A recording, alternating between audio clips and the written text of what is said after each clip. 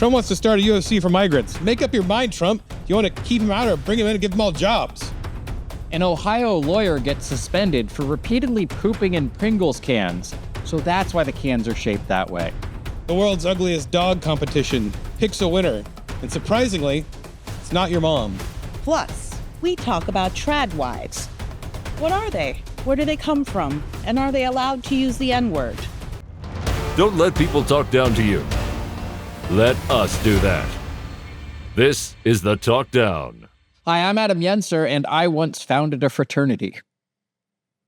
I'm Ethan Nicolle, and I once won one of those contests you find in a comic book where you get a bunch of toys and a Super Nintendo and a bunch of stuff like that. I'm Kira Davis, and I once smoked weed with teen pop star Tiffany. Wow. Kira's here. Thank you so much for being here. Yeah. It's my pleasure. Two of my favorite guys, of course. You're one of our favorite guests. Yeah, you're our first guest on this podcast. Very first ever history making. Yeah. First guest ever. But you were on the podcast when we were at the Bee, and then I've done your podcast a couple times. I see you pop up on Fox News all the time. Yep, I'm out and about. I'm a writer. I have known you guys for a couple of years. I've known Ethan probably the longest from his very early days at the Bee. Very early days. Yeah, we were doing the little rent-a office place when you came. Yeah. Yes, the rental office. Is it called? What's that place called?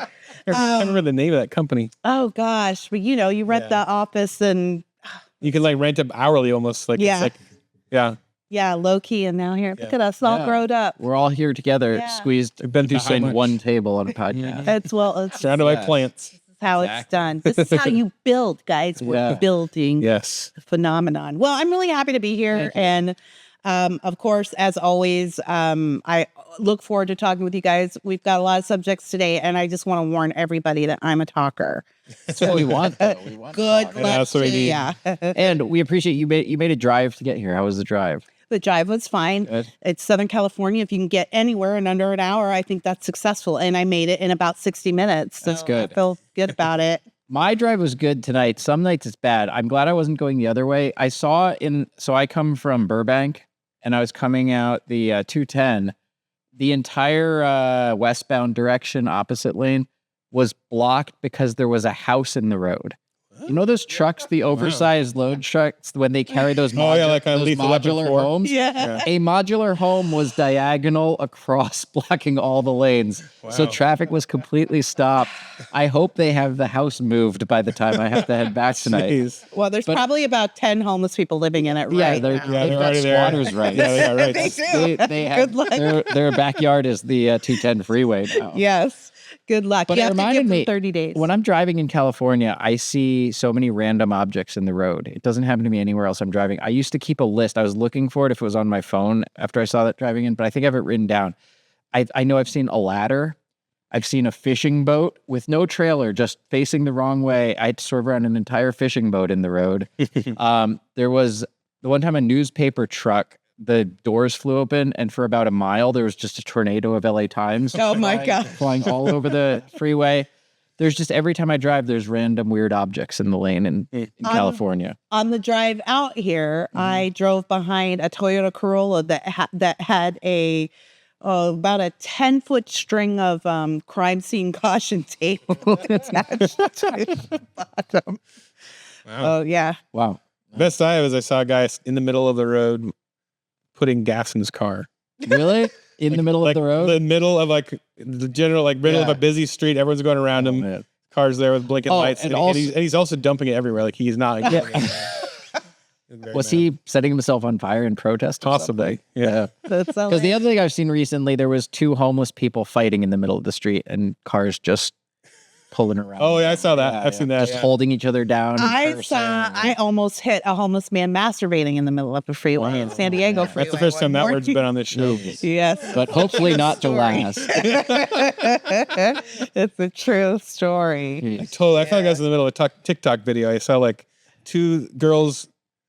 I have to say they're black girls. They get running out of the house, running out of the car, and pulled this girl out of the car right next to me and just started beating her up against the side of my car. And I When was you like, said "Do when I you do said I saw a anything?" video on TikTok, 2 girls, I thought I was gonna go different. That's for the paywall. That's what, Speaking of paywall, Yeah. if you want to hear about my story, we really want to hear about smoking weed with Tiffany. Yeah, it's smoking weed with Tiffany.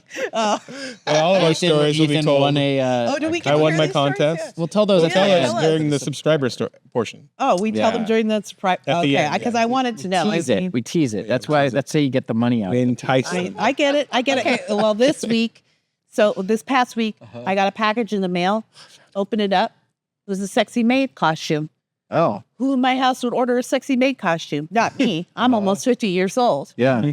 Not my husband. I don't think I don't think guys really care about that kind of stuff. It's like in the clothes or out of the clothes. I don't think he needs a costume.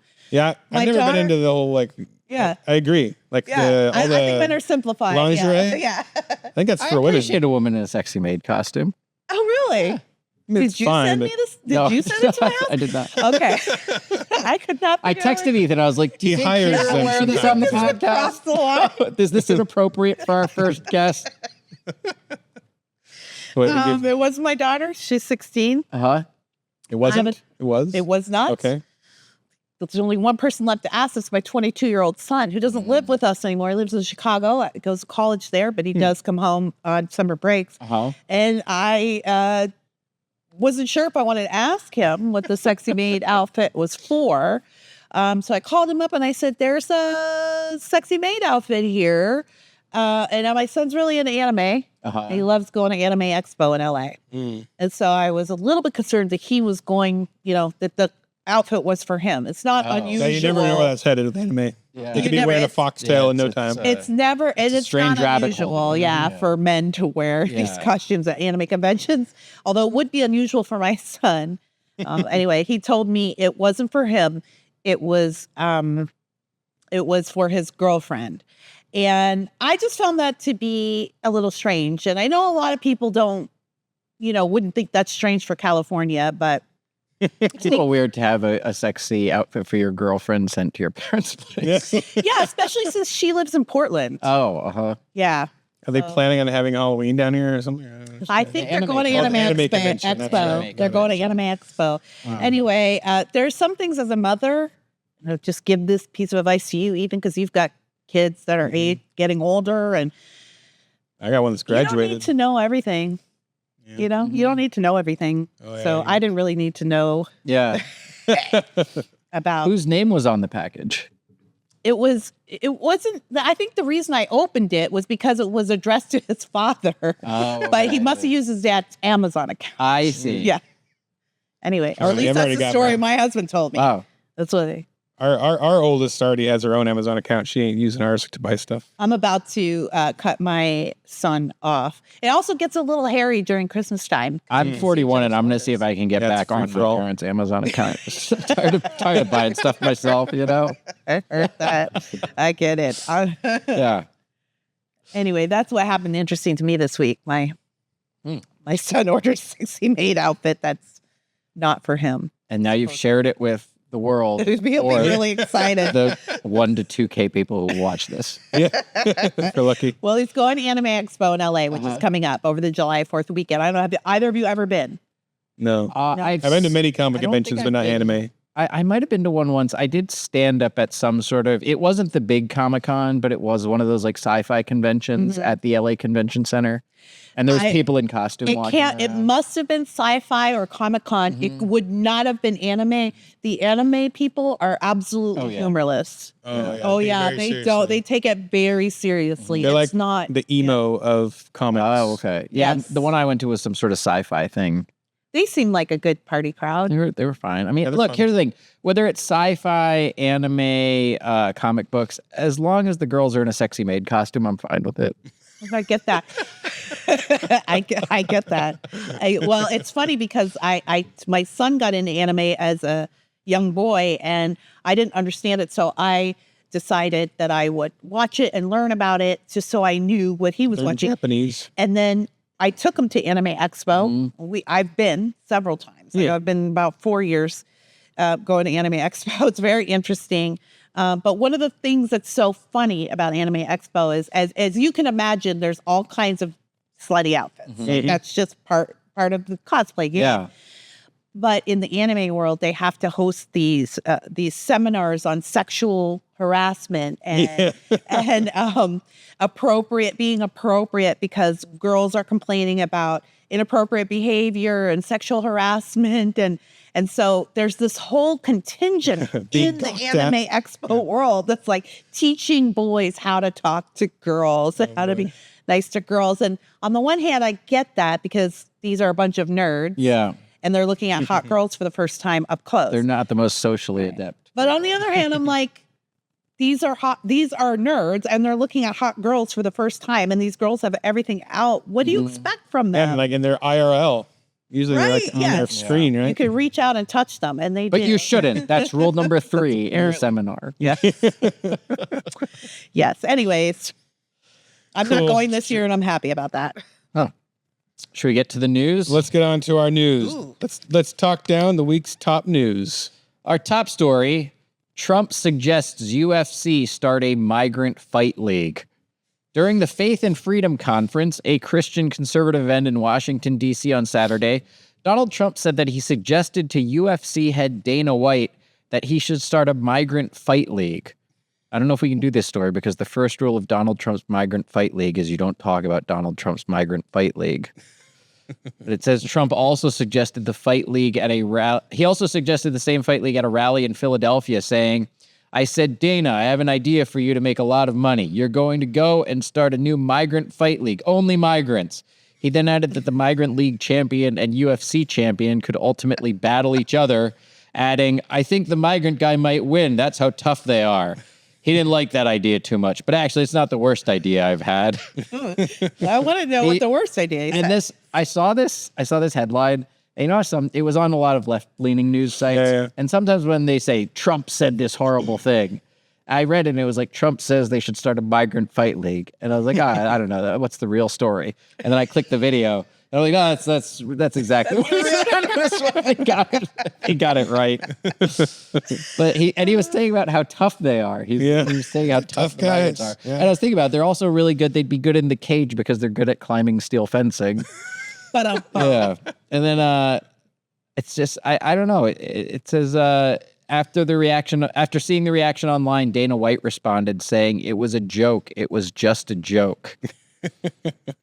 But it is weird that people are like offended by him saying this because I didn't watch. Did you watch wrestling much as a kid? Yeah, totally. I wasn't. You seem like a wrestling. I wasn't that into it, but I feel like anytime I turned on WWF in the 80s and early 90s, this is what it was. It was just like racist stereotypes fighting Trump each other. Was part of it. It was always like they're the Iron Sheik versus the Chinese guy and the dirty Mexican. Yeah, I was thinking about that. All the characters. That's true. Like you see all these things coming out about how like the 90s and stuff were so racist and stuff. But like you think about all the comedy of that time, even white comedy, like Blue Collar Comedy Tour was pure, the white race is hilarious. Everybody was making fun of their own race. It was like there was a spirit of that at the time, like amplifying the stereotypes was really funny. And like there's like a backlash against that now. But well, that's you're not even allowed to. Yeah, you're not even really allowed to identify the differences. I made the mistake of being in the car with my children.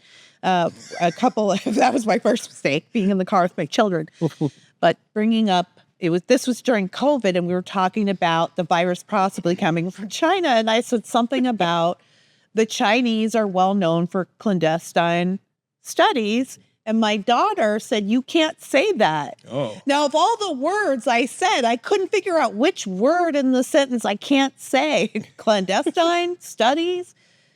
I didn't know. Maybe she can't. It's funny because that. I got the Chinese. When I worked at I called them the Chinese. The Chinese? Okay. Mm-hmm. Really? I thought it was the stereotype because when I worked for NBC, I got in trouble with human resources for the same thing. I walked up to a Chinese guy and said, "You're known for clandestine studies." Yeah, guy can't even say that anymore. Yeah. I guess my daughter is just getting it from the staff at NBC. No, it is kind of crazy though, like what you can and can't say or how these things are decided. Like I can't describe this person as a black person. Yeah. Just that is racist. And but I'm also supposed to only notice the race of other people. It's a very confusing time. It seems way more confusing to be white. And the Migrant Fight League, I don't know how it'd be that much different than UFC already. I don't watch it much, but it seems like it's already just guys with names I can't pronounce walking into the ring draped in a foreign flag. I think that's what UFC is already. Also, I do think it's appropriate that they might have this UFC fight in Philadelphia. Yes. Right. That's a great place for beating up people. Well, I thought they just have it in a Home Depot parking lot.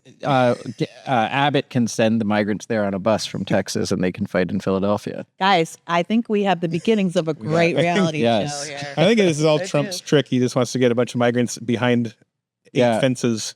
Oh, I see. Gotcha. He's just setting up. He's just setting up. The walls fall down and it's on the back of a truck. Just drives them away. Back Helicopter carries me. It's a big You're cage. deported. You're fired. Oh, boy. All right. Well, Trump may have been joking about Migrant Fight Club, but Disney's not joking when they said this. Senior VP admits Disney execs don't want to hire white males. Says one person was passed over for not being black enough.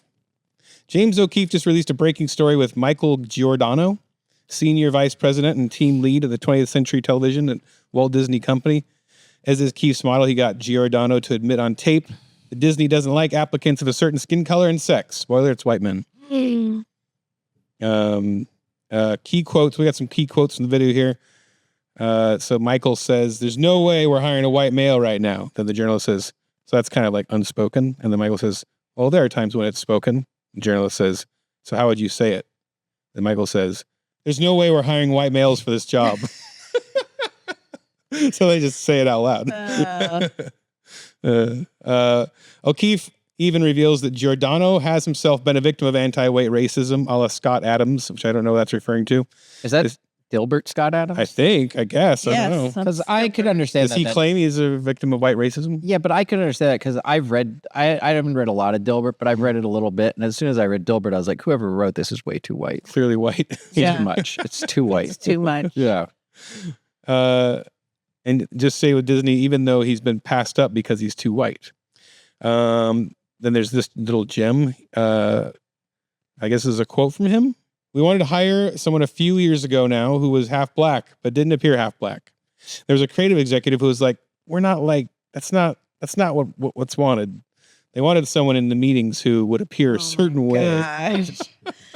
That'd be pretty bad enough. So it was a black person, enough. but it wasn't black enough for Disney to hire them for that position. It's just, I don't even know what to say. It's just in these people's absolute desperation to appear, I hate to use the word woke anymore, but to appear tolerant and open-minded and embracing diversity. Yeah. All they've done is just become the racists. Yeah. Yep. They are the racists.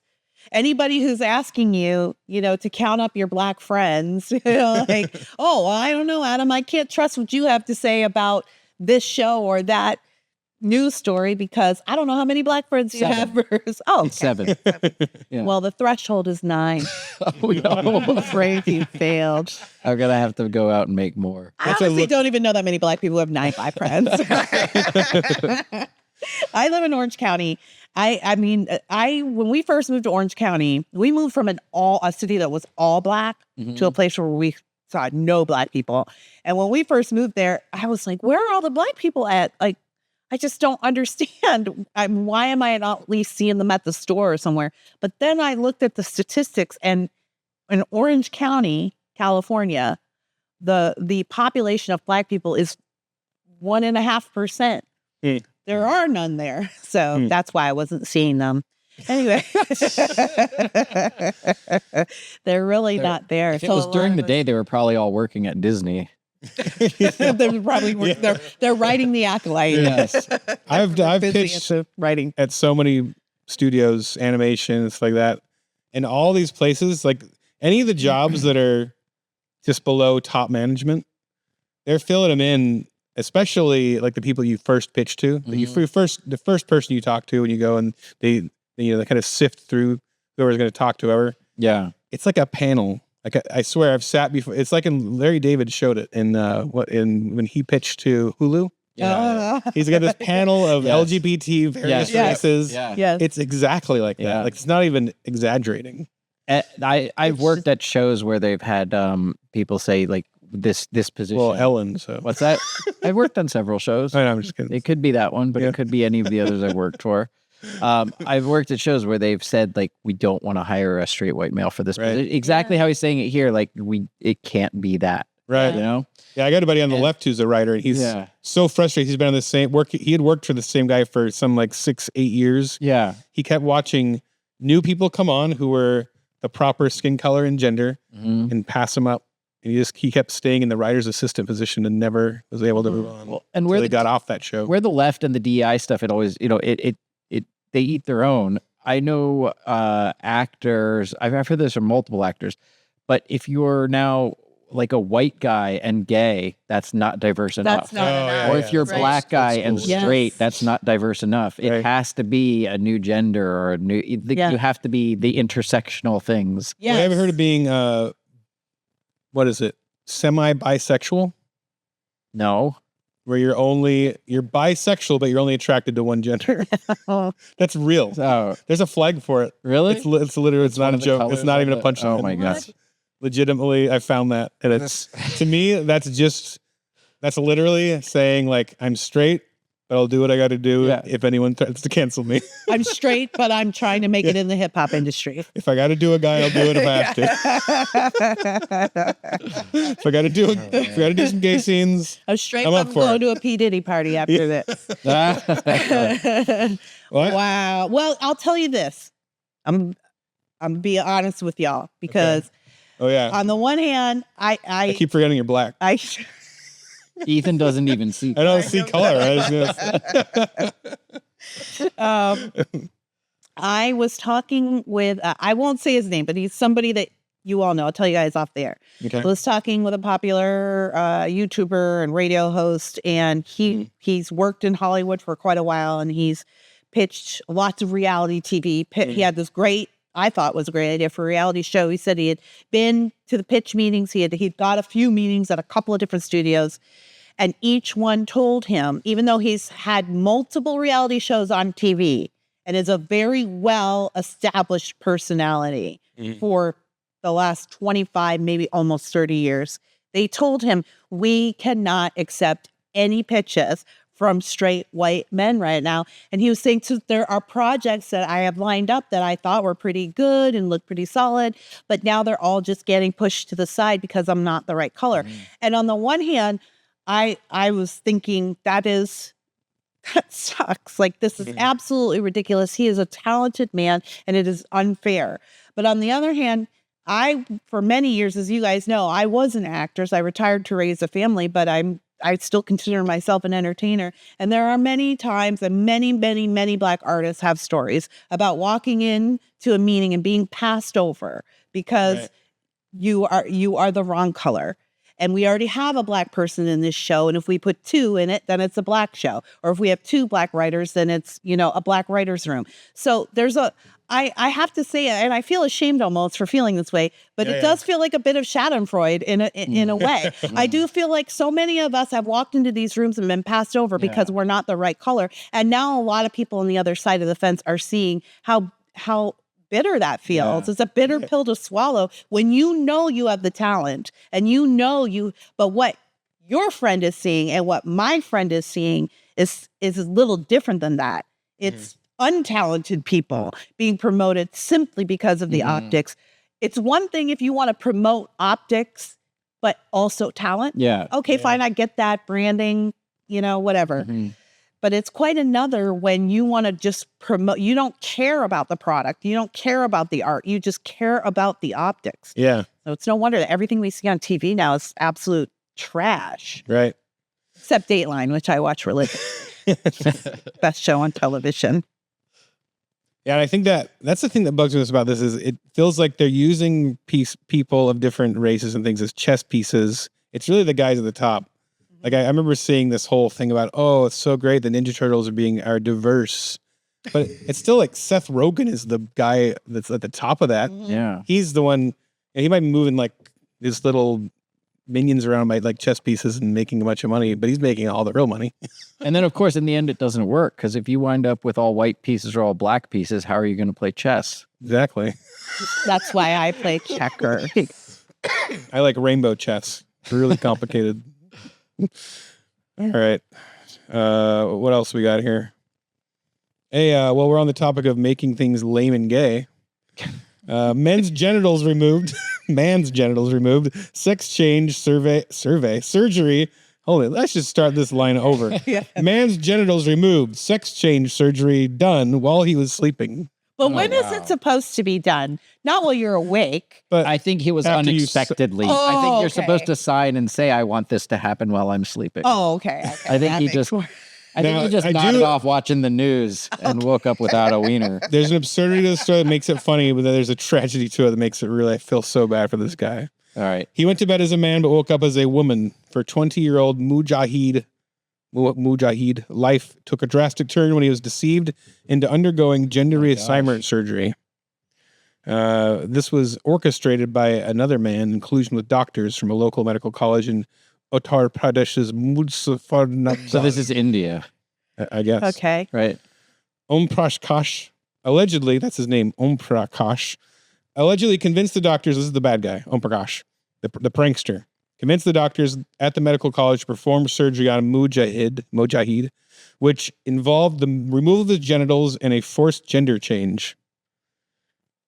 Sometimes I wonder if that's what Democrats want to do. Like if they could have their way, they do and like just force us all to like change our genitals.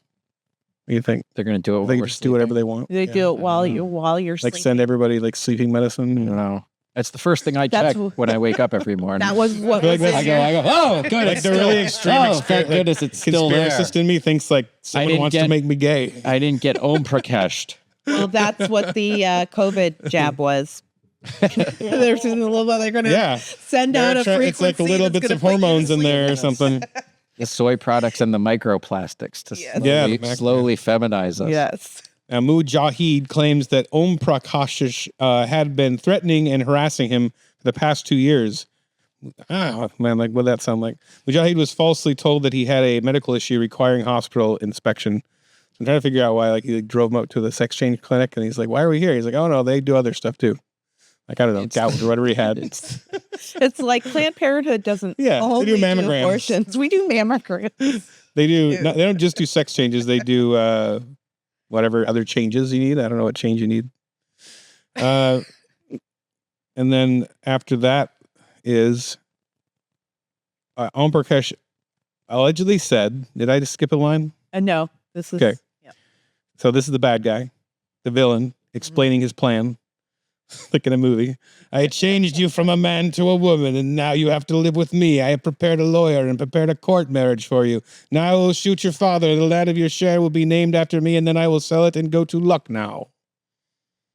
So these guys are real. I mean, he's like all over. I don't know if I'm even following this. He's the Ashton Kutcher of the Middle East, and he's way worse. But he changed the guy from a man to a woman, and now he wants to make him live with him as a woman. Somehow, like, if you have a sex change, you get rejected by like your whole everything. So like he basically, and now he's like got to set his only option is to marry him. I guess I don't know. The guy made himself a wife. Is what happened. Yeah, bad guy. The villain cut this guy's junk off to make himself his own wife. So once he did that, then he was like, well, you can't be a man anymore. Now you're a woman. So now you might as well marry me and live with me. Options are that limited in that culture. The wider he could get a job at Disney instantly if he lived here. But did the guy have a crush on him? No. Or did he do it to get? We don't know. The article didn't say. Did he do it to get land, though? He says, now I will shoot your father. It sounds like it was to get his land, too. And the land of your share will be named after me. It sounds like he's going through a really... It's a wild plan. There is no plot of land on the planet that would make me want to cut off my friend's genitals, turn him into a woman, and then force him to marry me. Now I'm trying to think now I've got that land I wanted. I'm thinking worse. I'm thinking my worst enemy. I'm going to make him do a sex change and then make him marry me. Yeah. So I get this ripe, sweet slice of land. He didn't even do a sex change. All he did was cut his thingy off. No, it said a sex change. It's a full-on sex change, it said. Oh, it did? Yeah. It was an actual sex change. What is that? So Which I mean, the good Just news for while him he was is you can't asleep. change your sex, right? But he's got an innie now. As far as that goes. But as far as I understand that procedure. Wow. Frank Fleming said this is why every time he's about to go under anesthesia, he writes, "Do not remove on his penis." That's a smart idea. That's a smart idea. Oh man. So yeah, it's a disturbing story, but That's disgusting. It's fascinating. Are we done with that one? Yeah, I can move on. like that That's enough. story. That's enough about front holes. Let's move on to the back hole. Okay. An attorney is suspended over pooping in a Pringles can. These are always worded not in the way that people speak. Well, it's Ohio attorney suspended over pooping in a Pringles can has license reinstated. So the Ohio attorney who was disciplined for pooping in a Pringles can and tossing it into a parking lot got his law license reinstated on Tuesday. So this is an update on those of us who have been following the story of the poopy Pringle attorney. I wasn't, but No, I had not either. Jack Blakesley of Noble County. He shamed the name of Noble County by pooping in Pringle. You can't call yourself Noble County when your most famous Home of the citizen Pringle Pooper is less. pooping in Pringles cans. Yes, He finished serving his 6-month sanction that the Ohio Supreme Court imposed in November. The court said Tuesday that Blakesley had complied with the conditions, including no further misconduct, to get his license back. I'm assuming the primary condition was don't poop in Pringles cans. In November, the parking lot. The backstory is in November 2021, surveillance cameras recorded footage of Blakesley, a criminal defense attorney, dropping a Pringles potato chip can into the parking lot of a crime victim advocacy center. The can contained human feces. Blakesley's behavior called into question his fitness to practice law, the Ohio Supreme Court decided in November. That's the least of America's problems. But right here's there. his explanation. During the disciplinary process, Blakesley claimed he didn't target anyone and said he pulled the, quote, Pringles prank at least 10 times that year. Once he popped, he couldn't So stop. that's the, it's a prank. It's a poop in a Pringles can. Well, he leaves it in this parking lot of this same place every time, so he must know a guy who likes to go out there and eat Pringles or something. But that's the part of it I don't understand. Yeah, I It's a want to know prank. the whole I've story. if I see a Pringles can in a parking lot, I don't go, oh, Pringles. I'm gonna go open it and eat some free, But some free garbage Pringles. if you throw a trash and you see a perfectly placed Pringles can, you probably would open it, right? Or at least peek. No, I wouldn't. No? Why did you think I say would. that so 'Cause normally? you would think like so casually. maybe someone left this here, like an upright Pringles can does not look like Ethan. trash. That looks like intentional. Ethan, no. That's like a watchmaker argument. Ethan, no. You throw it away. But you don't know what if it's somebody's? I would never open Somebody's it garbage. Pringles can? You think there's some little old lady It's out not there like, on oh, its I left side. my Pringles can. No, it's one of your coworkers. At It's the like, mall. dude, I was on breakout there having my Pringles. Why do you stole them? I'd go in and check. And then it's Is like, this oh, yours? I was just innocently trying to eat some Pringles from the garbage, and some man poop pranked me. I want to know where he put it. There's got to be more thought. This guy is a criminal defense attorney. He's done tons of college. He's a smart man. There's got to be a reason behind It's some this. kind of fetish. You got to be obsessed with. It's Yeah, some there's kind of some fetish. sort of obsession Yes. with. It's a poop if you're doing that. Victim Advocate Center. So like he defends the criminal, right? Yeah. So these are they're advocating for the victims. Yes. He's like poop pranking them. Yeah. It's a fetish of some kind. Think he just likes it? Yeah. Do you think he ever got two girls with one Pringles can? Wow, bringing in the old references. Well, I think Pringles is missing a really good marketing opportunity here. They could expand the branding of this product, just like Ozempic, right? It's like it's a diabetes medication, but now as it turns out, you can lose weight on it. So now they're marketing as a weight loss drug. So Pringles is, a very addictive snack food or a porta potty. Yes. It is good for. I can imagine it'd be good for peeing or pooping. I heard Seems like the right shape. I heard Biden's team wants some Pringles cans under his podium at the next debate, just in case. Now, do you think since this guy, he paid his debt to society, and if he's recovered now, Do you think now he ever innocently tries to offer friends, do you want a Pringles? And they're like, no. Yeah, you go to his Fool house. me once. Yeah. You don't invite this guy to the potluck party. Well, once the Pringles are empty, then he's like, I don't do anything until after. Yeah. But isn't it? Could it have been? Here's my thing, though. It's very interesting also that it's a Pringles can. Now, I enjoy Pringles from time to time. I don't know that I've ever bought 10 cans of Pringles. That's over time, though. I think I don't think he did it 10 one times day. over a year. I don't even think I've I bought think you have 10 like a cans pyramid of of Pringles in a poop year. can. That's a lot of pooping. Could it be a different? Is it something about the Pringles that is? I think it's just his king. It's just privilege. He's very. It's the well ritual. off. It's the eating of the Pringles and then putting them back in the can. I mean, it's also quieter. I think if you're trying to be sneaky, you poop in a chip bag. It's gonna all crinkly and loud. Well, what I like about Pringles, though, when I get a bag of poop, it's mostly air. Yeah, I wonder how much he filled it up. Did he do multiple fill-ups, or did he? You really get your money's worth out of the I wanna poop call this crack. good I'm never going to eat Pringles again. I'm never. They're still good to me. Of course they are. You were going to eat them out of the trash. You guys see Better Call Saul? I have not finished it yet. One of the greatest shows ever made. I know, amazing, even but you love it. I'm only You love on it. season 3. I got to finish it. Sorry if this spoils anything, but Please don't spoil it. Howard Hamlin, Please like don't spoil it. All right. Saul is like pranking him a bunch.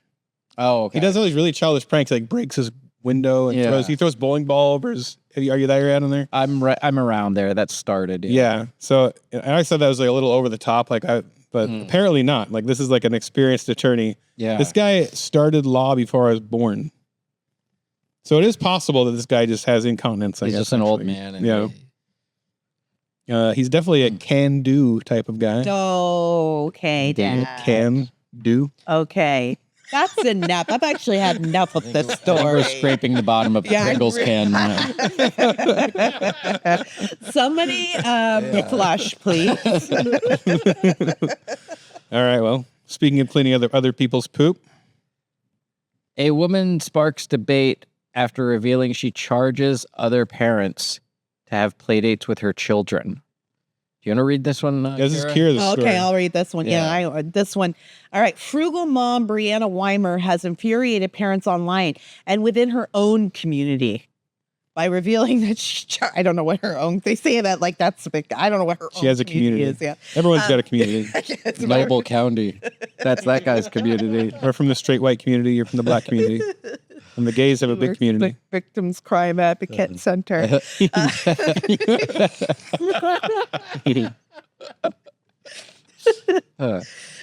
Within her own community by revealing that she charges for items that kids consume whilst at her house for play dates.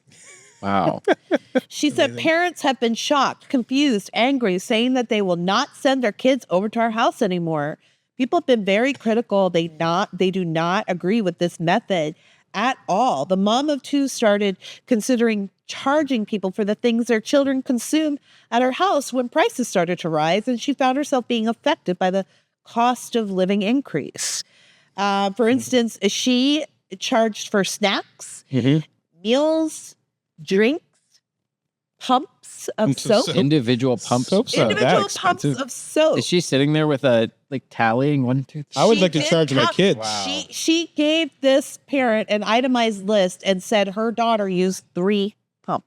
Oh man. She charged, I think, a quarter a pump. 45 minutes of electricity, cleaning fee for spit juice. The kid spit juice, and she charged a Oh, it says cleaning it's fee. spilt juice. And 10 minutes But using either way. the marker pens.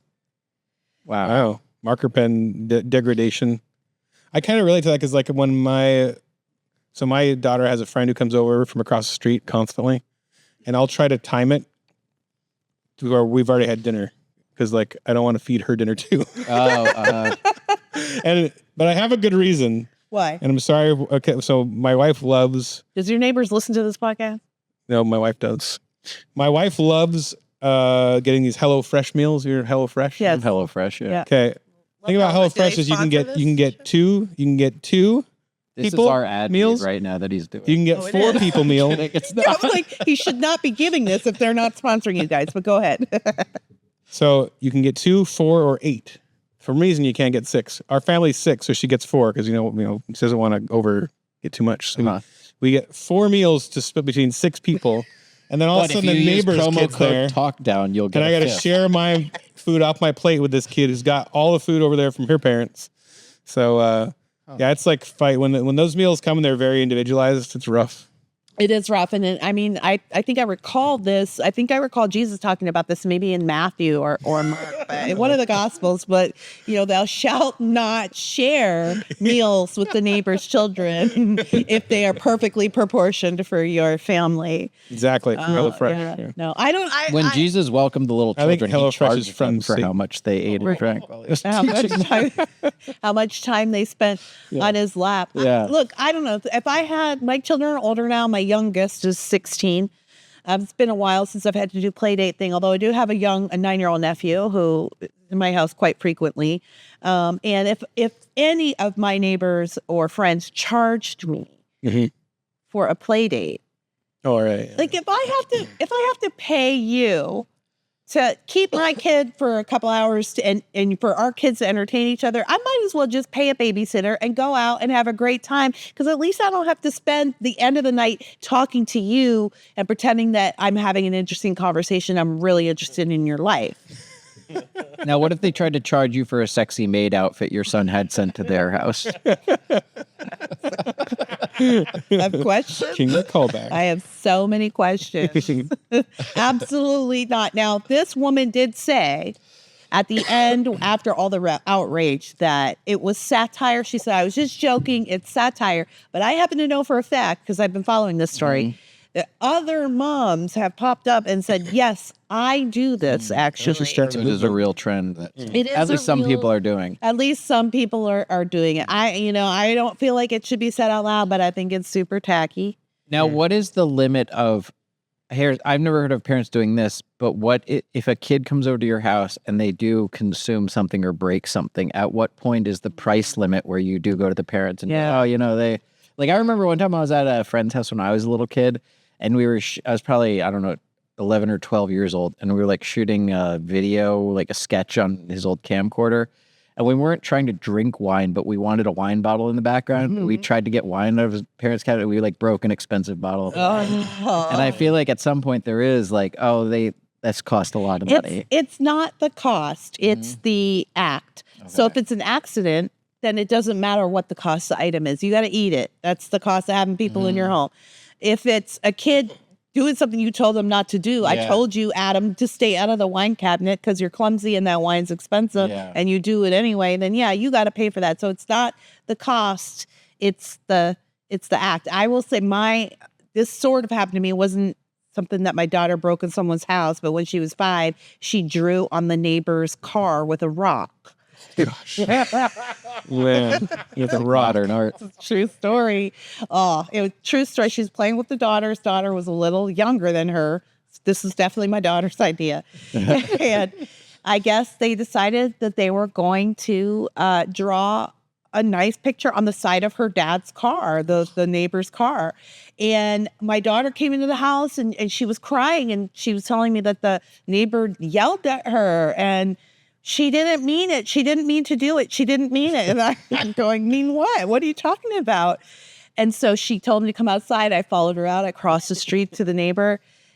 And they had not decided to draw a picture. They drew an entire city landscape. It was skyscrapers and flowers. And it was a girl with her dog all down one side. And then they got to the hood, went all down the other side. Wow. The only part they didn't get to was the back. Because then Dad came outside. All around the whole car. They drew. I have pictures. That's amazing. They drew over the whole car.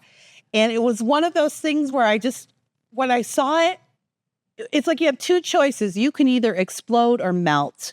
And I just melted. I was just like, oh. Okay. I know because there's like the Chesterton side that wants to be like, children and their wonder. There's something beautiful about this. Honestly, the father and I, that is kind of the conclusion we got to. He had a decent sense of humor about it. Oh, wow. I was like, I don't even know what to say. He's like, I don't know what to say. And we ended up, he billed it to his insurance. He said it was vandalism. Oh, nice.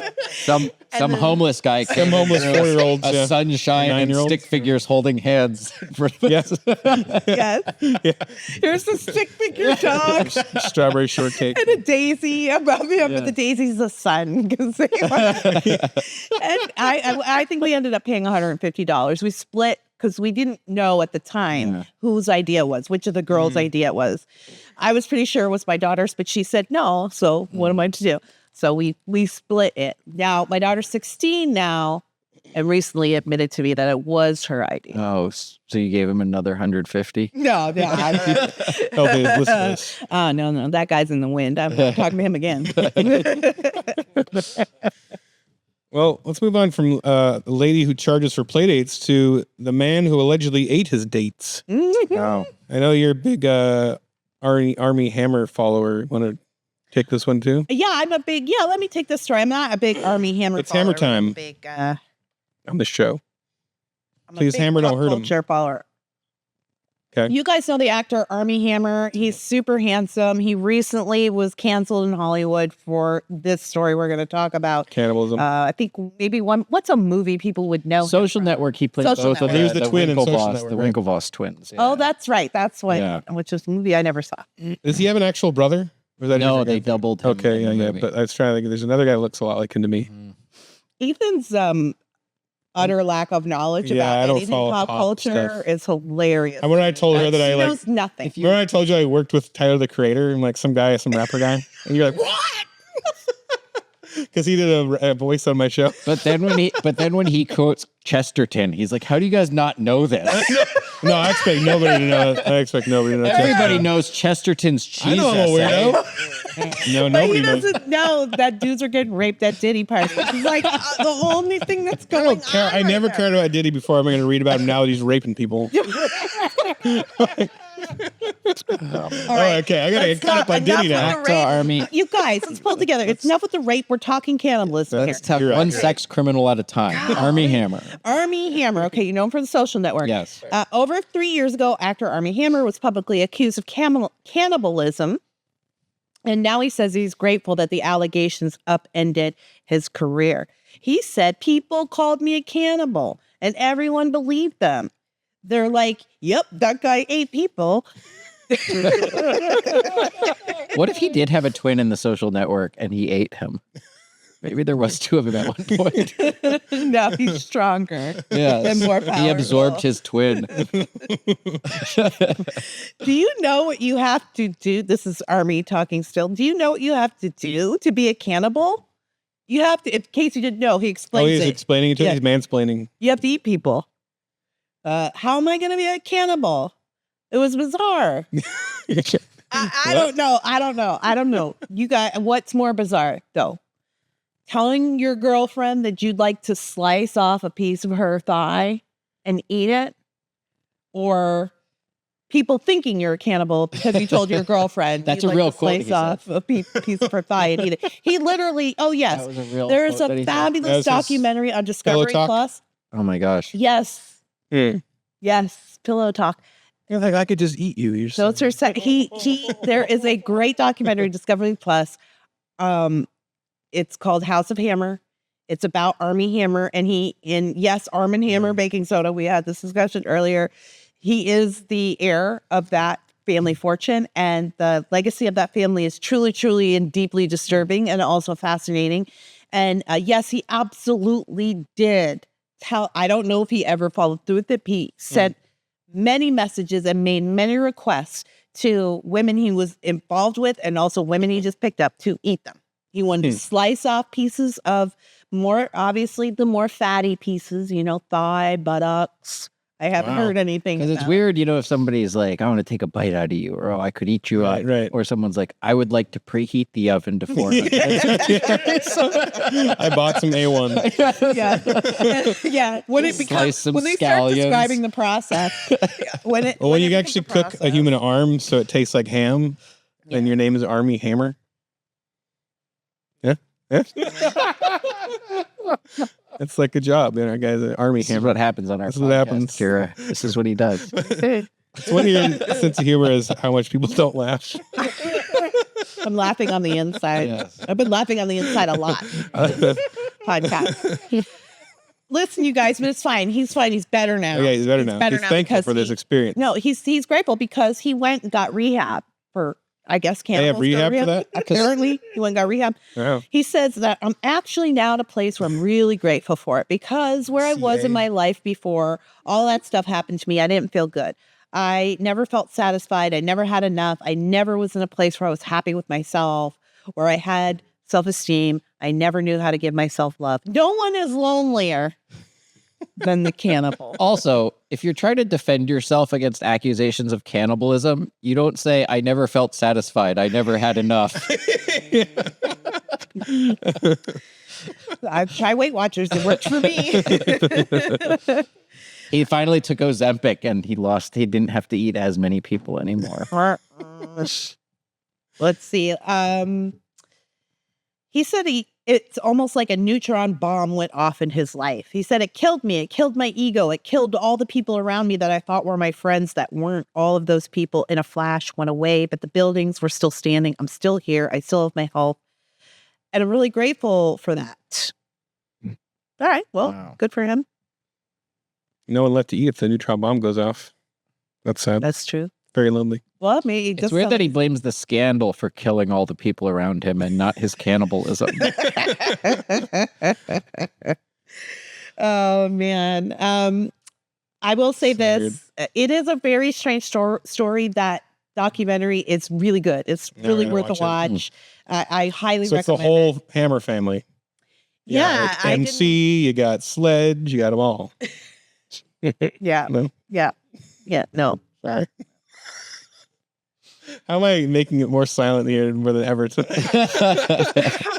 Even the comedy writer. Hear this? Still a father What of I four, was right? told. Dad. Interesting. Just a side note. Uh-huh. I have a friend. Who's a cannibal? Oh, no spoilers. It's my story, Adam. All right. Damn.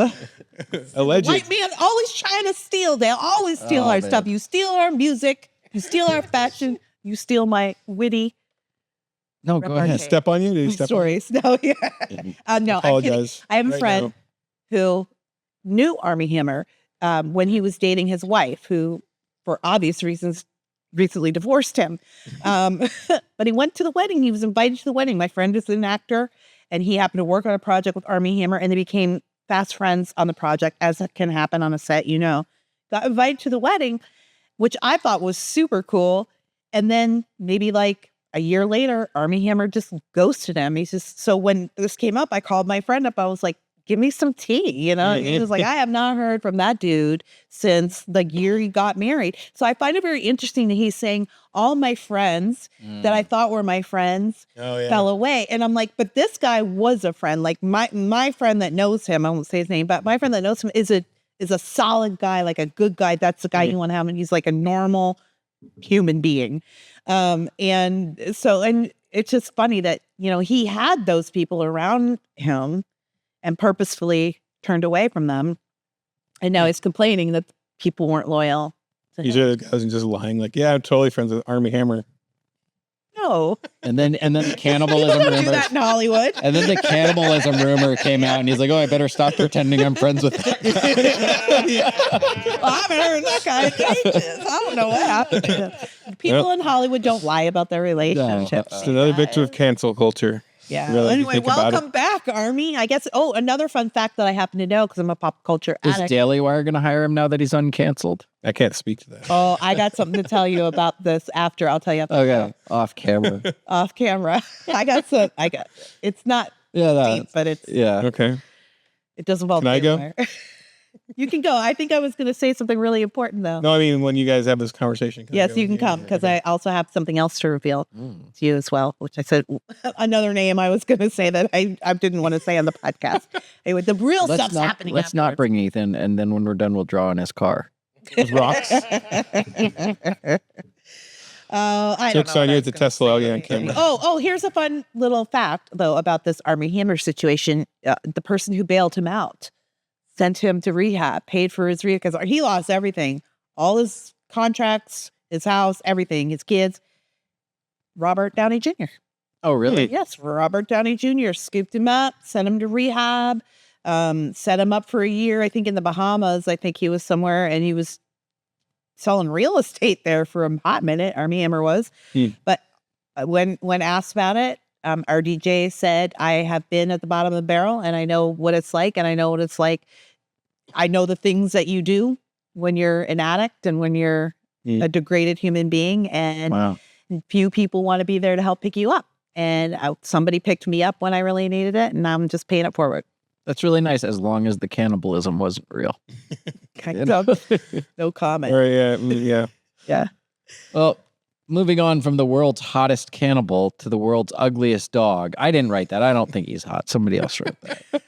He is super I mean, hot. just saying, as far as cannibals go, it's pretty hot. No, I've seen. Well, Yeah. I don't know. That's fair. I don't know. All right. I think you can. Who wants to objectively take this say that. story? Wild Should I take this Thing. one? Oh, you got it. Wild Thing. Because I'm excited about this one a little bit for personal reasons. Wild Thing lives up to his name, wins world's ugliest dog contest. And if your name's Wild Thing, it lives up to your name because you're one of the ugliest. I don't get that headline at all. Well, you wrote it. No, the AP News. AP wrote knows that. wrote Oh. knows. Yeah, Knows wrote that. We copied and pasted that Wild headline. Thing. The rest, yeah. Okay, the winner That is dumb. for the 2024 World's Ugliest Dog Contest has been crowned. Thank God, finally. You see the picture of it? I Yeah. feel like every All year, the dogs that won, all the dogs that won, they always just have their Yeah. tongue their tongues hanging out, like I one said- eye's lower than the other I one. said it might as well be called the annual Which Dog Had a Stroke competition. Yeah, which dog? It's always just like, here's Barely- the ugliest dog. yeah. Oh, it's crippled again. Yeah, which dog barely survived birth? It's got something wrong with it. All that's just Miley Cyrus on a pap block. The contest, which judges multiple canines on their extracurricular activities and not so cute appearances, took place at the Sonoma Marion Fair in Petaluma, California. It's about 38 miles north of San Francisco. Of course it is. After participating in the competition 5 times, Wild Thing, an 8-year-old Pekingese from North Bend, Oregon, which is where I graduated high school. Oh, nice. So that shocked me. I was like, wow. I mean, this is like I remember on Wikipedia it said notable people from North Bend, Oregon, and like there's a couple people I'd never heard of, and then they put me on there. They did? And now Wild. How And then cool is later that? on, someone took it off. But it's on Wikipedia, notable people from North Bend, Oregon. I was on there for a brief time because of Axe Cop. And But then, yeah, now they can be known for the world's ugliest dog. Yeah. are you guys cool. related? I like that he entered 5 times. Yeah. It's like, well, try to The other come ones back. died. Try to come back uglier next year. Yeah. She has to just spend the Yeah. year bashing his face with a frying Hopefully, pan. it'll have more seizures by this time next year. Okay, so I just want to throw a bunch of descriptions of this dog at you guys. You look at the Okay. picture and tell me which one's the best one. Okay. It looks like Goldie Hawn after getting a Looney Tunes frying pan in the face. Yeah, that's a good. Looks like Chewbacca and an Ewok had a kid, then found out they were siblings. Because it's inbred, get it? Yeah. Looks like what would happen to a lion if you left it in your pants and put it through the wash. Looks like Steven Tyler got bit by a radioactive sewer pug. It looks like a werewolf with dwarfism was abruptly interrupted mid-transformation. Yeah, I like that one. It looks like the wraith that returns to haunt you after you tried to bash a dog's face and then drown it in a vat of hair tonic. I guess there's a story there because he There's drowned. a lot. That one, yeah. Looks like Miley Cyrus on a. I don't know that. I didn't write that one. I wrote it. And Kier said that And I already said it. also. So cut it. Oh, this Ethan looks. doesn't listen to the jokes we say. Yeah, 'cause I'm and thinking- He says them again later. He's thinking because he's thinking Ethan can't. I don't even know what a multitask. what's a pap walk. I don't know what a pap. Oh walk my is. God, Ethan! It's a thing that ladies have to get. Is that? Cause everything I know about pap is like you're on a chair and you're like Paparazzi. Oh, paparazzi. Pap walk. pap. Oh my God. It's pronounced paparazzi. It's paparazzi, but when you're on the walk, on the stroll, you're on the pap stroll. I don't follow. I still sometimes feels like you read all those newspapers in the line Yeah. at the supermarket. You read those? Well, Like all the I don't famous really stuff? have those. Again, Ethan's so disconnected they're on the from internet. pop culture. But there's no newspapers at the supermarket checkout anymore. Are they gone now? Ethan. Oh yeah, that's No, true. I'm just reading it online. Looking at it. Okay, my last one is this dog looks post Christy Noam. Oh, that's a dark one. But Pretty I like dark, it. yeah. I think I like the first 2 and the last one the best. You're right. I should have started while I was Yes, ahead. Pelosi No, and they're- Goldie Yeah, Hawn. inbred You ended- Chewbacca you and ended Ewok. strong. Yeah. You didn't have to pick mine. The last one I kind of stole from Frank Fleming. So, Oh, okay. That's right. He deserved it. all right. Well, now we're moving on from ugly dogs to what up, dogs?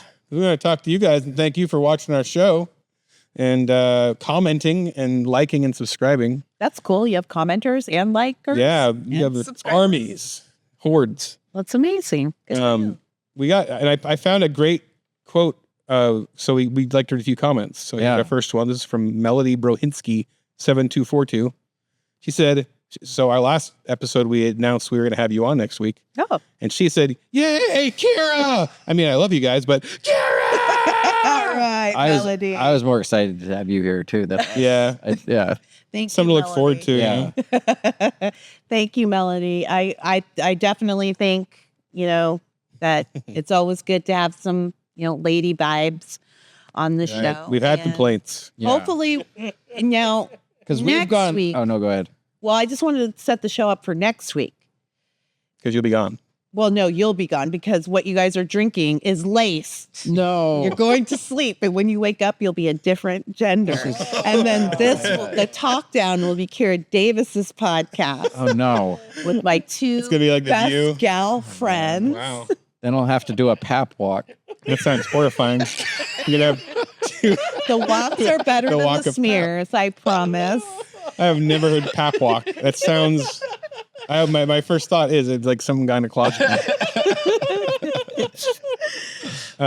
Anyway, Melody, thank you so much. Yes, You're so you. sweet. Obviously, I'm having the time of my life. It's good to be here.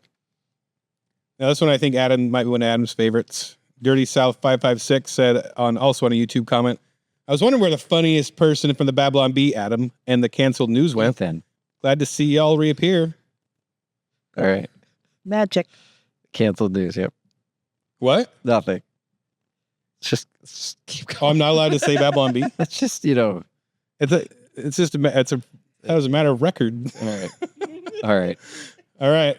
Oh, because he's the funniest person from He's the funniest. That's his opinion. I'm not endorsing his opinion. We definitely don't endorse it. I don't think I didn't Adam. pick the comments that were read. I thought you'd like this one. I did not read this part of the notes. I did not pick the comments that were read. Adam is not responsible for this at all. He had no hand in it at all. And also, it's not even true that he's the funniest person anywhere. Not even at all. This is probably me or Frank. I mean, it's obvious it's satire. Yes, it's satire. It's all for the one or two people that would care. All right, in the featured Apple Podcast review, I want to unlock this one. It says Ethan Nicolle, Agent of Chaos. If you compare this show to the B podcast, you can really see how much Ethan held back because of Kyle.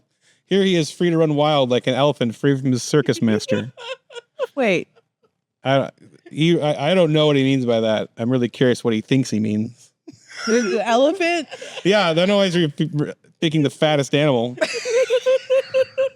Talk about me. But sorry, it didn't occur to me. Okay, sorry. Yeah. Anyway, thanks for the great comments, everybody. I should be more careful with the ones I pick. I'm just the guest. I'm responsible. But I want to know what he thinks. I'm just a guest for this segment. Not being held back. I just don't know what he thinks. I have absolutely no responsibility or liability for this show. Right now. Anyway. Anyways. Let's move on. Where do we go now? We're moving on to our main segment. So Kira has brought us a topic to cover. We're going to discuss. So why don't you just take the reins here? Okay. Yeah, I'll take the reins here and discuss today's topic, which is trad wives. Trad wives. Can you please explain this to me? I've heard of trad wives. I'm out of the loop on what these trad wives are. You don't know? It's no I'm surprise. secondhand. I've seen a couple retweets and people going like, I think I understand. Okay. I just saw a lady. I think she's trying to get in on this. She posted like it's the wives. But let's establish what it is. Okay, what it is first, Ethan. And you've clearly demonstrated that you are not the man who's going to define this pop culture term. So, Adam, you tell me what you think a trad wife is. So I think a trad wife is there's this sort of cultural backlash on the right against feminism. And a trad wife is like a traditional wife that's sort of submissive to her husband, doesn't necessarily need a career, but is very happy being a mother, doing housewife things, taking care of the home, but in a like proud, confident, happy sort of way. And trying to adhere to the sort of traditional stereotypes of what a wife and a woman does. Online, I would add online. Online. Right? This is an online It's performative. persona. Yeah, it's not I do all of these things, but I'm not a trad wife. If I had a TikTok account, I'd be a trad wife, I suppose. So there has to be a social media, yes, like there's a social performative aspect to it. Oh, okay, social media aspect to it. So then trad because the Gen Z thing, right? Because Gen Z can't finish anything. They can't even finish the name of the word. Traditional. Trad means traditional. That's what that means. So it's a whole thing. And it's almost like a hate watch for some people, right? And this one particular young lady in her mid to late 20s, a woman named Lily something, was making a trad wife video, which typically involved them, looking at the camera, baking bread, doing something very traditional. She used the N-word while she was doing her little video setup. And she's got like a lot more attitude than usual trad wife, right? Am I wrong? She's pretty spicy, but no, you're wrong. Some of them are pretty spicy. Yeah, some of them, that's the whole persona. Yeah. I'm in your face. Yeah, in your face. Yeah. So when you say trad wife use the N-word, you mean she said no to her husband, right? No. No, the other The other N-word. The other word. The other. Okay. Not She didn't do the no, hard R. Adam. All right. No. It wasn't no. But she used it in the context of, I think she was saying something about, I want you to keep in mind, she's like 26 years old. Right. She said something about her husband's friends and their broke ass N-words. That's what she said. It went viral. Of course, you're not supposed to say it. Right. I mean, of course. Everyone right? has to pick a side. Right. And if you're not with the left, then you have to take her side, right? Yeah. Oh. So now she's become this big thing, this big influencer. And now we're having this whole discussion about, first of all, should she have even been allowed to say the N-word, which I think that's a whole different discussion and a whole different show. B, really what we're being led to here is this whole thing of trad wives and what do they call like the Andrew Tates of the world? There's like trad kings or something like that. Yeah, something like Manosphere. Yeah, part of the manosphere. It's a soulless, humorless, thoughtless version of what Adam Carolla was doing years and years ago with the Man Show, right? Or with his brand of like, But there's a bit of a wink and a nudge with that, I think, right? Yes. Compared to this is like cheek. This is crossing the line, and now we have this whole industry called trad wives, and a lot of conservative journalists and reporters, which is the area of business I'm in, are upset because these people are dominating these cultural and political conversations.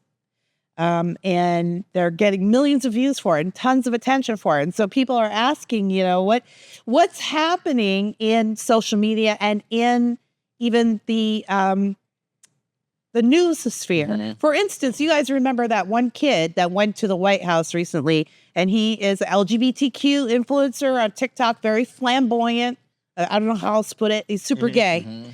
And he went to the White House and he did a whole thing where he was like typing with his long nails with Jennifer Saki. And he was like, girl, I'm going to make you a hair appointment. Yeah. And he did this in the White House. Yeah. And a lot of people were criticizing it, but that is now where we're at. We're melding politics and social media are merging into this weird blend. And it's manifesting itself like that kid in the White House on the left.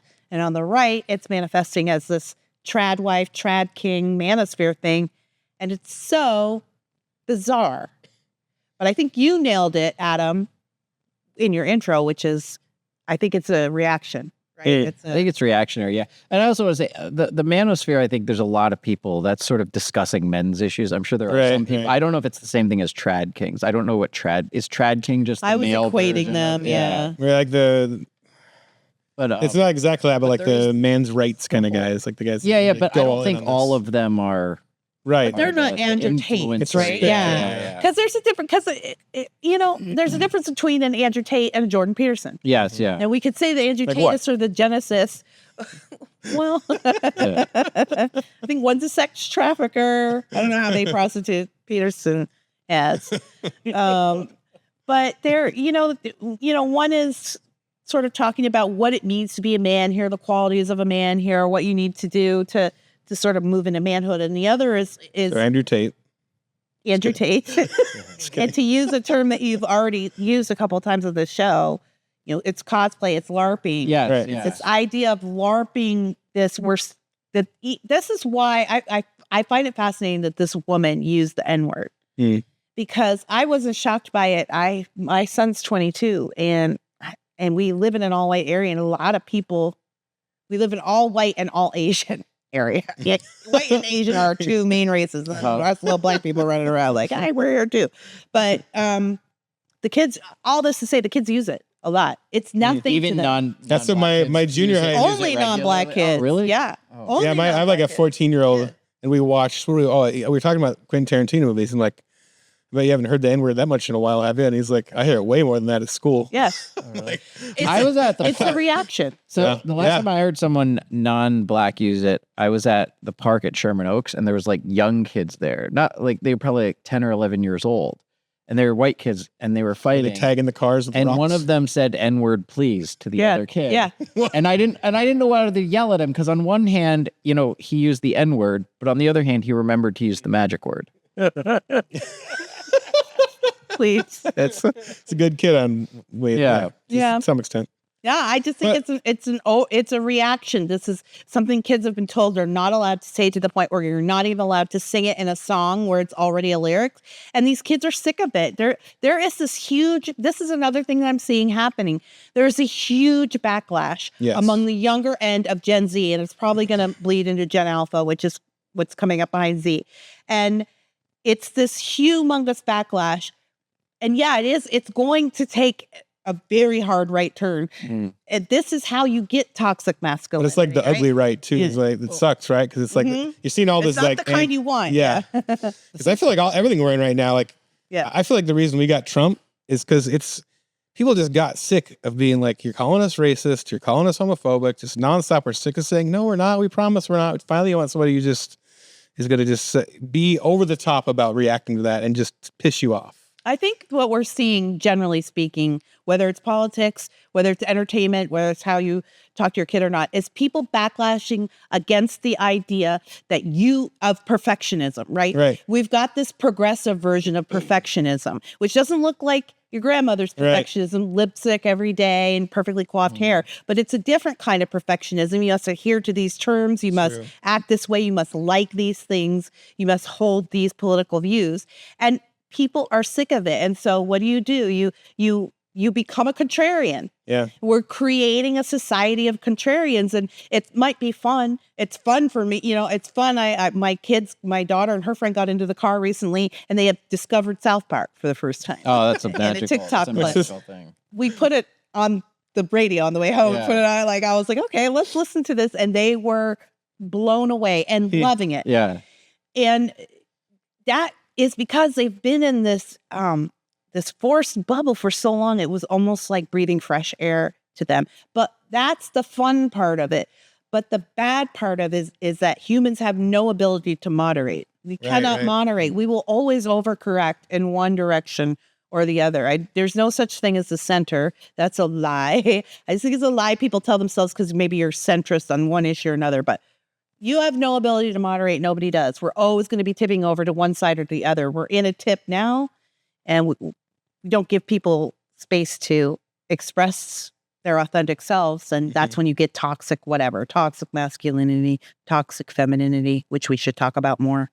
Well, the other thing that I found very interesting when I was giving my definition of what I thought it was at the beginning that I think plays into this, I didn't think of it in terms of, you said there has to be this sort of social media performative element to it. And I think that's also driving both the culture and the extremes, because I don't think there's necessarily anything wrong with a wife or women in general embracing traditional roles, or a man deciding that they want to embrace some sort of traditional roles. If there's some value in that, if it works for them, or if they think I think there are arguments for where some of those things are good for families or societies.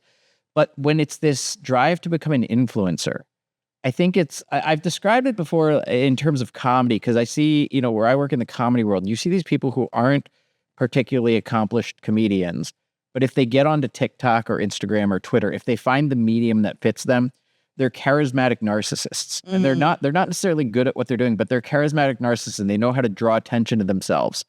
And so once they start getting that following, like, I don't know if this is what drives it or not, but that girl has to have heard, you're not supposed to make a video using the N-word on the internet. That's not a good thing. But there's this thing where it's like, oh, that'll get me attention. That'll get my base fired up. That'll get reactions. Right. And I see this on Twitter and TikTok and Instagram, whether you're, a manosphere influencer or a tradwife influencer, whether you're on the right or the left, whether you're a comedian, whether, there's people on Twitter and TikTok that they try to do what they call journalism. And sometimes they're doing that, but sometimes they'll gravitate towards the most extreme or controversial points of view or conspiracy theories, because it's like whatever I can do to get more attention to myself is the thing that I should do. And I think that does fuel things moving more and more extreme. Yeah, if that's part of why your news feels so crazy these days. It is crazy because news stories are being driven by influencers rather than actual news or reporters, and it is this cycle. It's this circle, it's this hamster wheel that no one can get off. It's clear. And yeah, it's clear she did that for engagements. Obviously, Andrew Tate puts out the most ridiculous things. I don't know if he really believes half those things, but every time he puts out something offensive, 1 billion people have to share it, and 1 billion people have to comment it. And every comment, whether you're on the left or the right, this drives me nuts, is a friggin' virtue signal. Yeah. Even absolutely. the right, I'm a right winger, everybody. I'm a right wing nut job. I'm on the right, and so that's the side of the political fence I'm looking at when I'm looking at Twitter mostly. And people on the right, like a lot of my fellow, journalists and opinion columnists like myself. Oh, this is why she should not say the N-word because. This is part of the problem. Just because you can say it doesn't mean you should, or whatever your response is. The whole thing is like, I want everyone to know that I'm the good kind of conservative. I'm not the bad kind of conservative. I'm the good conservative. So I'm making a social commentary on this that might look like it's lining up with my progressive counterparts because that's how you know that I'm the good kind. And that drives me nuts. I think it's so cheap. It's fake. And of course, then we have the other side of the political spectrum, which is just all outrage culture, right? So then it all feeds itself. I'm like, why are we sharing this girl's stuff? You are part of the problem. Yeah. You are part of the problem. If you, and why are you you're getting outraged over somebody whose job it is to make you outraged. That's the whole thing. Right. It's the whole thing. You're falling for it, hook, line, and sinker. And I think you said this earlier today in the show, Adam, that it's just becomes this a back and forth. It just becomes all you're doing is reacting, and then they're reacting to you, and you're reacting to that, and it's this big circle. It perpetuates itself. And we're all part of the problem. And it's creating this weird, I think, toxic mashup of journalism / entertainment culture / influencer culture. They're becoming the same thing. And it's dangerous and it's chaotic. And it's why I think so few people can parse out their thoughts and ideas clearly. Everything's mashed up. Yeah. Right. I agree with you. And I think if people agree with us, they should follow me, Clean Comedian 69 on Twitter and Adam Yenser on YouTube. Yes. And if you would like to follow my commentary on Adam's commentary, you can follow me at Real Kira Davis on X, or go to Just Listen to Yourself on Instagram, where I will be commenting on other people's comments. Well, we were going to let you plug your stuff. I forgot to put that in the notes. I'm glad you did that. So anywho, but that's the trad wife phenomenon. It's an influencer culture phenomenon, but it's spilling over into politics. And it's, again, Andrew Tate, this chick, the trad wife thing in general, it feels conservative because it's traditional, but it's not. These aren't conservative ideas or conservative people, but they're getting lumped in to the group of people like me who are trained and writing and reporting, getting lumped into the same group. But I really just think people are so hungry to see traditional life represented because there's nowhere you can look in pop culture to see it anymore. It's creating this overcorrection. Now I think it's also like there's people like seeing the reaction of other people. They like seeing people like there's the outrage. People like to have something to be outraged about and to show how great they are. And I'm good, not like this bad person. But then there's also, and it's legitimately entertaining to see liberals get mad, right? Like that's entertaining. It's almost like WWF or whatever we like. That's how they conflict, feel about us right? too, right? Yeah. They like seeing people really get triggered, right? each Yeah, other, Triggering. Yeah. I love it. Yes. So it's just by reacting, you're creating the entertainment. But the rewards speak for themselves. Yeah. We can complain about it, but the truth is that, the people, I have a podcast called Just Listen to Yourself with Kira Davis. It's available. It's a great wherever podcast, for podcasts real. are. Yeah. You find your audio podcast, but it's a critical thinking podcast. It's me thinking through different ideas. I just parse through. Sometimes I have people on the show. I've had Adam, I've had Ethan, but what was I saying? I just lost my train of thought. I'm 50 years old and it's nighttime. I had said something about You guys both lost getting people get outraged, and it's entertaining to see their outrage. Right. Yes, got it. And they So like It's seeing fun watching yeah. Liz freak out. So I do this show that it's a show based in reason, logic, Mm-hmm. and just thinking through issues. And you not want very to make a sexy, reasonable so point. it's You're like, not trying to, right. But that's what we need more of. We But need that's those not kind of what's thinking. making money, And right? that's I'm what's not making the money. 100%, Who's making the money? Who is making the money in this industry? It's that trad wife lady. It's the It's Candace so Owens. Because that's what I've struggled with in comedy also. The people that are doing that influencer route, which it's not it may not be as smart, it may not be as well developed, but that is what gets It's the clicks. lucrative. It's like the clickbait. The other thing is I feel like it creates sort of a paradox because if a trad wife monetizes her channel and becomes successful and becomes the primary breadwinner over her husband, is she no longer a trad wife? She's taking the reins. Wow. I think that's a really good question. And there is a very popular trad wife that goes by the name of Ballerina Farms. And she has a beautiful farm out, I don't know, maybe in Idaho somewhere. She's got a lot of kids. She's Mormon and she wears beautiful floral dresses and bakes bread in her wood burning oven and makes all her own clothes with the yarn that she harvests from the goats and the guy, like everything. And then her man bun husband comes into the frame sometimes and rubs her back while she's kneading the bread. And she's just very simple. They live this very simple life where she makes everything from scratch. And it turns out, she's the daughter of an executive, I think, at Boeing. Or so she's like a very wealthy person. Yeah. And so it's not organic, I guess, is what I'm saying. So I guess we would say, she is the breadwinner in that family. So is that really trad wife? I would say, it's trad wife. It's not traditional wife. Do you think she could harvest yarn off of Wild Thang?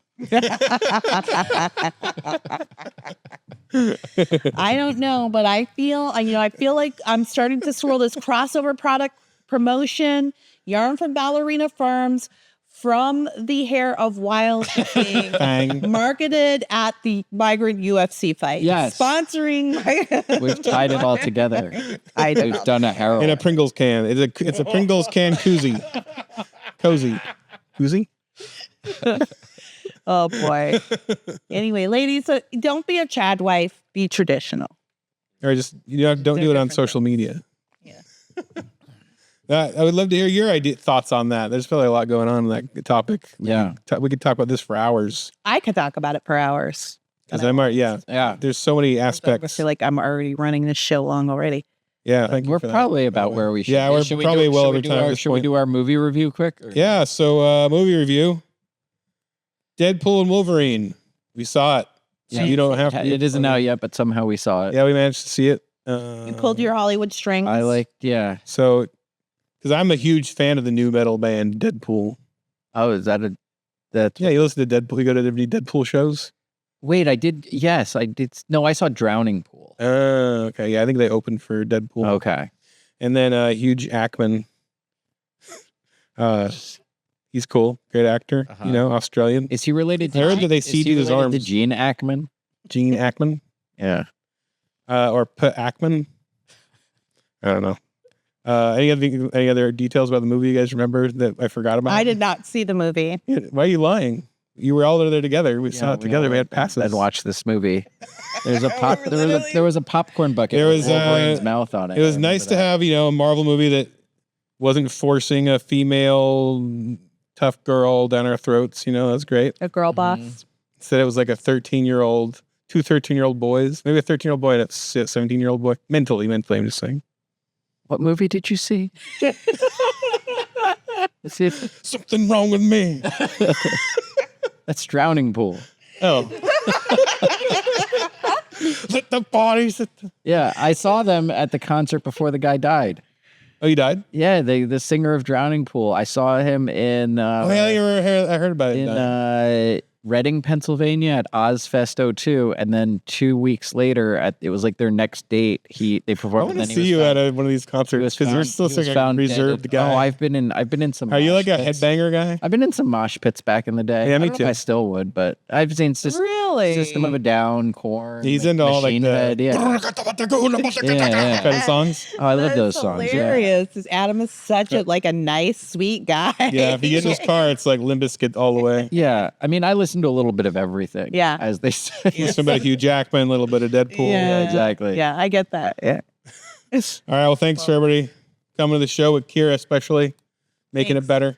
Go find me online. Really, if you could just Google my name, Kira, Kira Davis. Yeah, we'll put all links in the show A notes. lot of stuff will come up. But listen, if you Google my name, results for me will come right up. But you'd be surprised at how many other Google accomplished me. Kira Davises are out there in the world. I am not. I thought you were preparing them for like scandals. But listen, the cannibal thing, if that wasn't me, that wasn't my thigh in Armie Hammer's video.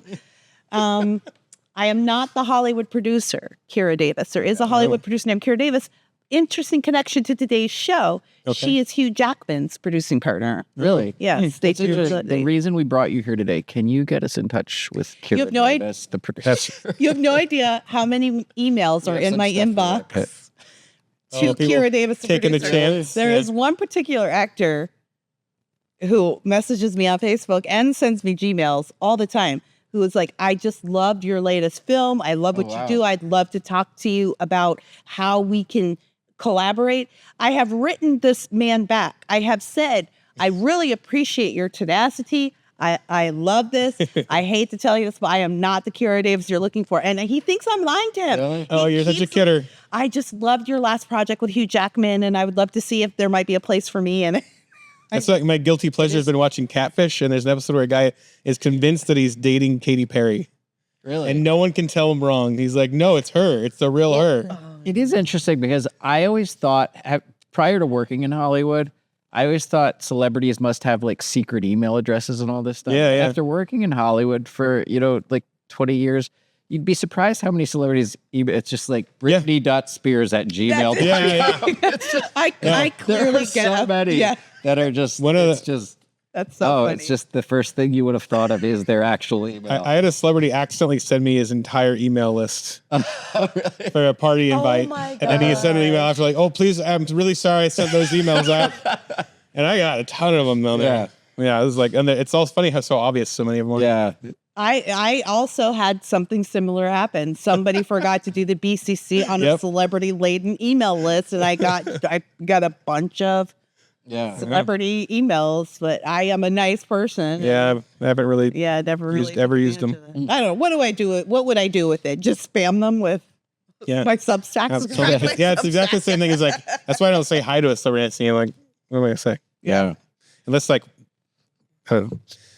We're going to thank Matt McDavid back here who worked on the show. Our producer. Made all this happen. I mean, he works harder than everybody here, I think. Yeah. Frank Fleming and Trevor Anderson throwing some joke ideas in Love there. Frank. Johnny Frank's also Tutts. been on my podcast. We love Frank Fleming. We love Frank. I wish he could be on the show. Our own story contributors on Discord, guys that send me news stories. Our editors, we got Daniel and Johnny and Don and Bard. These guys help kind of edit the document. Of course, we got Austin Robertson, the voice of the Talk Down. We love Austin. And to you, the listeners. Viewers like you, please remember to get your pet spayed and neutered. Please, and But not your make sure you finish those Pringles before you plop one in the cam. The Talk Down is filmed in a dark room in front of a couple of fake plants. For more information or to become a subscriber, go to thetalkdown.com.